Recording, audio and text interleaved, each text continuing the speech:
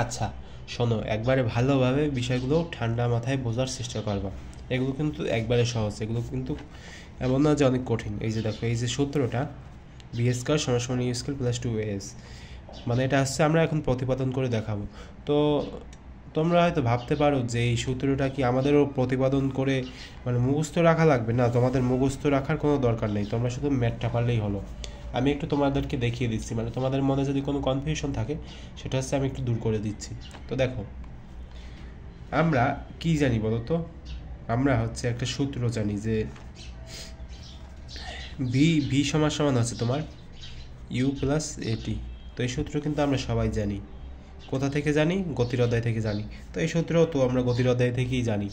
তো ভালো কথা। এখন মনে করো যে আমি এটার ওপর যদি স্কোয়ার দিই, এখানে এখানে লিখি, ঠিক আছে? যে ভি স্কোয়ার যদি দেই, তাহলে ভি স্কোয়ার মানে কি বলো তো? এই যে ইউ প্লাস এটি, এটার ওপরও তো স্কোয়ার নাকি? ইউ প্লাস এটি, এটার ওপরও তো স্কোয়ার। ভি স্কোয়ার মানে এটার ওপর স্কোয়ার না? ভালো কথা।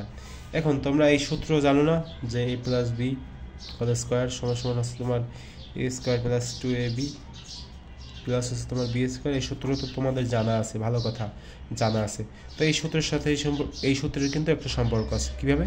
দেখো, ইউটাকে তুমি এ ধরো, এ, বুঝলে ভাই? ইউটাকে এ ধরো, এবং এই যে এটি আছে না, এটাকে বি ধরো, ধরলা?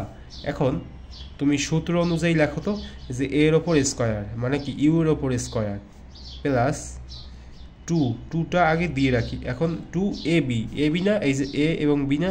এখন দেখো, এখানে এ হচ্ছে তোমার ইউ, 2a এবং বি হচ্ছে এখানে এটি, তো দিলাম।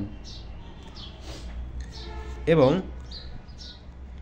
বি এর ওপর এই যে বিটা না, বি এর ওপর স্কোয়ার মানে কি এ স্কোয়ার, এখানে হবে তোমার টি স্কোয়ার।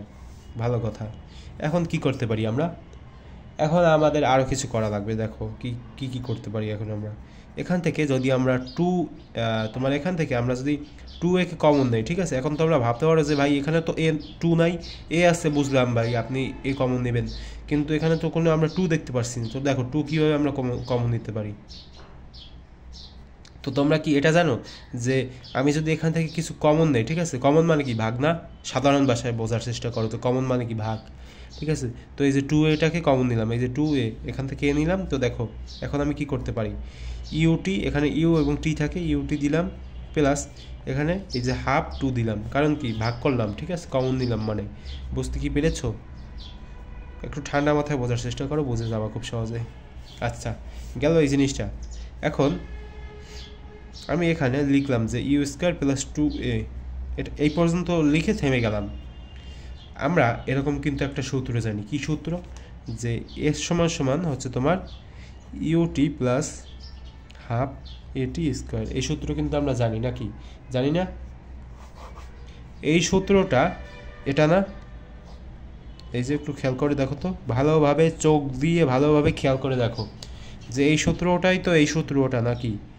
তো এখন এই সূত্রটার বদলে, এই যে এটার বদলে আমি কিন্তু এখানে এস লিখতে পারি। তো লিখে দিলাম এস। তো দেখো আমাদের প্রতিপাদন শেষ। অর্থাৎ আমি বলতে পারি কি বলতো, বি স্কোয়ার সমান সমান আছে তোমার ইউ স্কোয়ার প্লাস 2as। বুঝতে পারলা? তো এরকমভাবে তোমরা যদি আরও ম্যাথমেটিক্যাল যদি আরও কিছু টার্ম জানতে চাও, তাহলে এই চ্যানেলটাকে ফলো করো।